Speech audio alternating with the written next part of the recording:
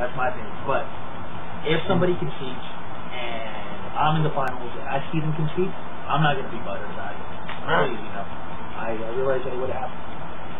I would happen. Anyways. Anyone want to throw in some last words before we go into viewer questions?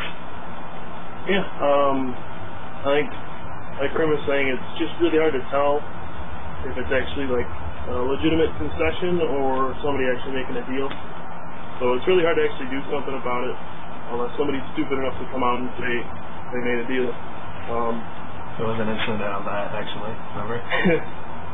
Yeah, but the thing I don't like about collusion or conceding in like a big tournament is if it ever does get to the point where this turns into like a spectator thing and people want to watch the games, any sort of conceding or anything like that is just terrible in terms of spectating.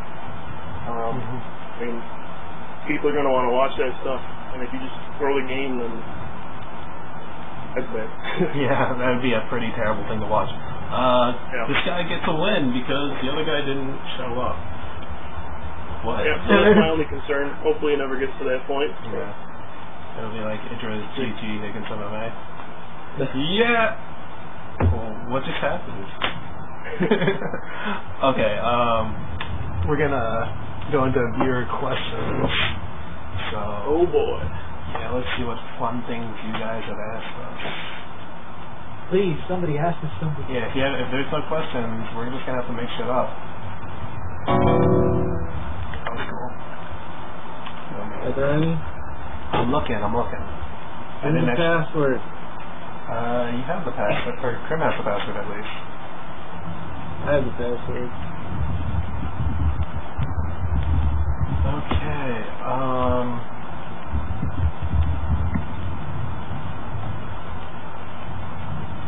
you guys are awesome. We got one question. Alright, we'll just roll with it. Who's the best CV Ramen asks, who's the best card illustrator?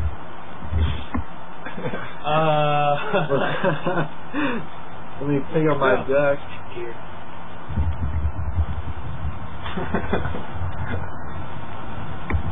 Like a name, a card illustrator? Or just name like your favorite illustrated card. I like this Ninetales from Call of Legend. Hold up, we're getting another question. Pretty shiny. That is a nice one. Nice picture. Okay. We actually got a legitimate question from Mondak. Alright, best game played in a tournament. What are your opinions? We'll go with Krim, because I'm looking at him right now. I'm sorry? I didn't hear the question. I was looking for other questions. Okay, what's the best game you've ever played or seen in a tournament? Pokemon? Yes. Has Krim ever played in a tournament? I've played in a tournament. He's played on ladder tournaments. You know what? The best game I've ever seen was actually against one Jason Klasinski by myself. I not only beat him once, I not only beat him twice, but I beat him 3 times in a row. This was probably around 8 years ago. I don't know if you guys know this, but some old schoolers, we knew about backwash. And cheated on Apprentice. Alright? And maybe a month before that, he had admitted to Olive Pojo, because I had just taken third at the Super Trainer Showdown. And he admitted to Olive Pojo how I obviously didn't backwash because I was performing at real life tournaments. And there was another guy named RS who performed really, really badly. And obviously they said that he was backwashing because of that. So anyways, I beat him 3 games in a row. And instead of a usual good game, I just get a ... Hey man, honestly, did you download Backwash just to beat me? I've never lost 3 games in a row. Not now, not in real life, not on the internet, not against such, never. That gave me the biggest elo boost in the world, and I'm never going to forget that day. That's right, the winningest player in online Pokemon history, beat Jason Klasinski 3 times in a row. That's it. That's my best. Alright, we'll go with Drew then. Well, it was my next question, so I'm going to go with the game I played versus the Deck Attack. We played in Top 64 in NAS a couple years ago. GG versus the Alga Posse, I think I played. And came down to one prize. He had a Toxicroak tech in his Garden Warrior deck, so he could use Cyrus Conspiracy to get the Toxicroak and with ST Radar and Energy Gain and attack with the Psychic. He came 10 damage short of beating me. And I got to move on to top 32 to lose to Chuck. He's on so good. He played Kingdra for 3 years? 2 years? And you have to also, rely on that all year. I downloaded Backwash to play versus Tom Dolezal a few times, and he got so mad. I told him weeks later, he was so angry about it. I was flipped every head, kept switching his deck around, he got so mad. That's so messed up. Alright, who go? Yeah, sorry? Yeah, I guess the two games on my mind that I like the best I've ever seen. First one was this past year at World. Cramwell versus, I don't even know what the guy's name was. You got something. Yeah. Just that third game was so back and forth. Came down to the disastrous top deck. He was top decking multiple times that game too. It was ridiculous. Yeah. But just the crowd reaction, how close it was. It was probably the closest World Finals we've had yet. So it was just really exciting to see. And the other one was Jason versus Gino at World 2008. I think it was the top 4. It was just crazy close. Came down to that Jolteon Star Lake Foundry thing. Oh yeah.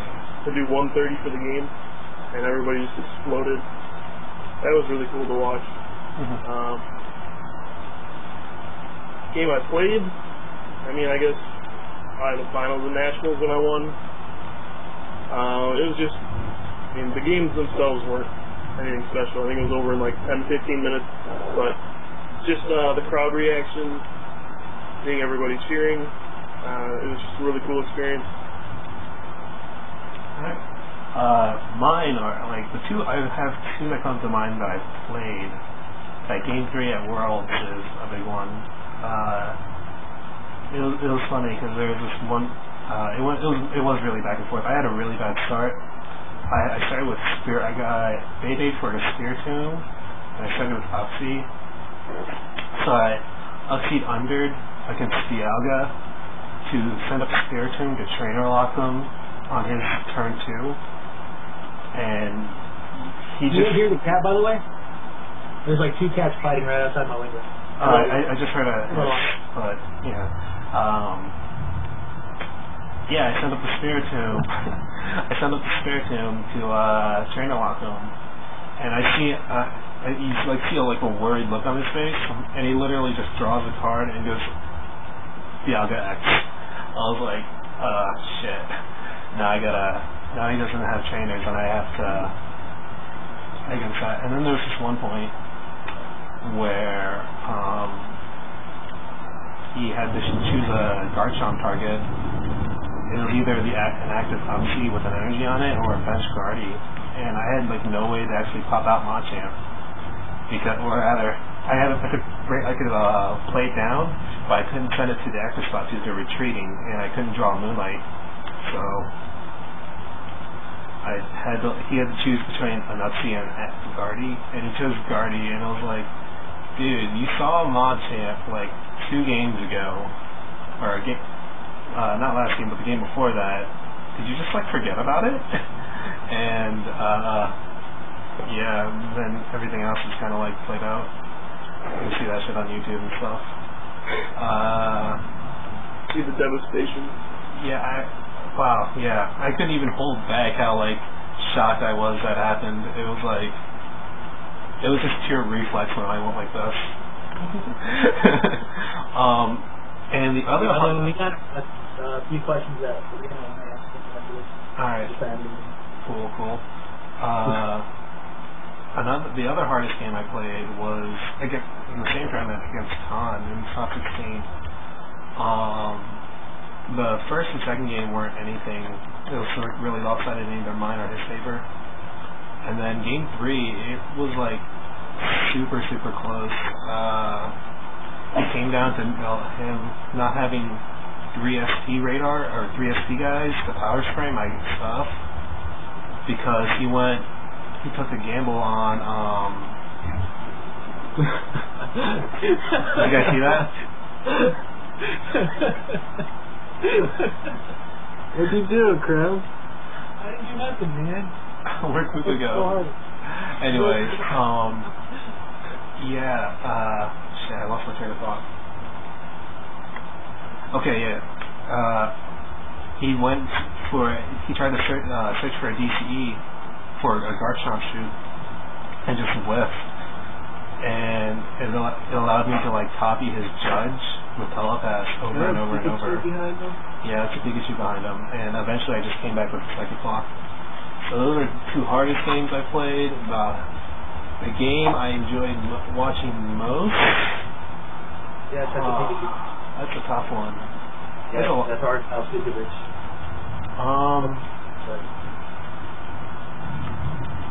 I actually do not.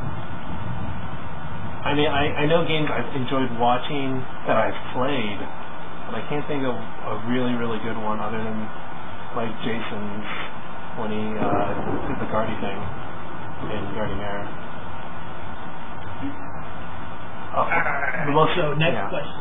Are you ready, or do you guys? Yeah, go ahead. Hold on. For the person who asked about the Illustrator, I just want to say whoever drew that card, he's my favorite. Not your friend? Also this one. I can't see that card. What is that? That is a level X. What?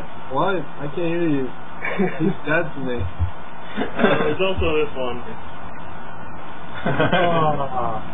Those 3 cards kept carried you through Nationals all. Yeah, it was What's funny. that Pikachu behind you, pal? Can you see that? Yeah, we'll get a shot of it. Hold on. I got one more card. Also like this one. Yes. I do not. I think that card actually pretty cool. It's cool looking. Card shitty though. It is what it is. All right. Any more information on favorite games? I mean, the most favorite game I've ever watched was me power spraying a Rayquaza against Kyle. That game was And at the lobby at World in St. Louis. What lobby? Hey man. That's what you want to see? that was like the most entertaining thing I've ever done. You picked it up, Where I just power sprayed Rayquaza. I got 2 of them. Oh no. Come on, man. You sleep with that stuff? You know this is going on YouTube, right? You eventually want to have sex, don't you? What's the other thing next to Pikachu? What? What's the other? Oh, Snorlax? There is. Where's the chat at? Alright, next question. Somewhere. I got it. How big of an advantage do you guys think match buys are? And, actually, okay, let's just go with that question. I guess I'll start. Yeah, that depends what you're going for. If you're going for a rating invite, they're actually a little bit detrimental because you don't play as many games, so you don't have as many chances to increase your rating. However, if you're like me this year and you don't care about rating invite, then they're huge. Having to play the 1 or 2 less games is ridiculous because there's a big difference between going 9-0 and 7-0. There's a big difference between going 8-1 and 7-1. It's just such a huge advantage.